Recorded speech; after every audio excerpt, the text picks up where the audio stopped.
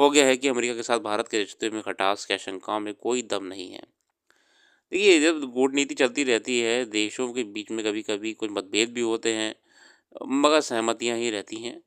हर कोई साथ चलना चाहता है आगे जाके। गबार्ड ने स्पष्ट कहा है कि डोनाल्ड ट्रंप इस्लामिक आतंकवाद खत्म करने को लेकर गंभीर हैं। आतंकवाद ने हमें चारों ओर से घेर लिया है और इसका दूरगामी असर पड़ेगा। उन्होंने पाकिस्तान और बांग्लादेश का नाम लेकर आतंकवाद और सांप्रदायिक उन्माद से निपटने पर जोर दिया है।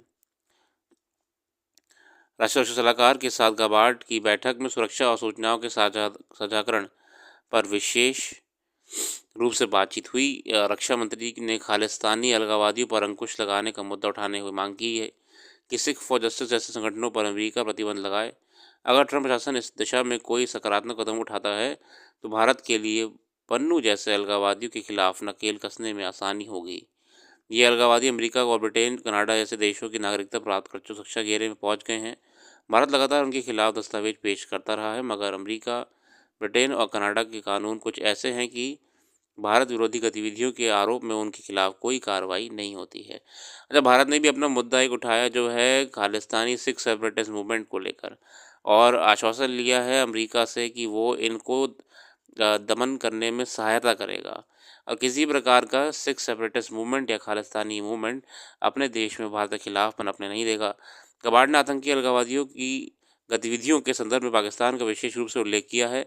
यह बात पूरी दुनिया को पता है कि पाकिस्तान दहशतगर्दों की पनाहगाह बन चुका है, और हम ये भी जानते हैं कि बीते कुछ दिनों पहले पाकिस्तान ने खुद दहशतगर्दी का एक कहते हैं ना कि सांप पालो तो डसेगा ही, भुगत लिया। एक ऐसी घटना हुई कि ट्रेन हाईजैक करके कई सिप सैनिकों और लोगों को भी नुकसान झेलना पड़ा जीवन का। ये जो मतलब अमेरिका अपने कूटनीतिक नफ़ा नुकसान का गणित लगाए बगैर आतंकवाद से लड़ने की रणनीति नहीं बनाता है, तब इस समस्या से पार पाना कठिन हो रही रहेगा। अभी तक आतंकवाद की पहचान ही ठीक से तय नहीं की गई है।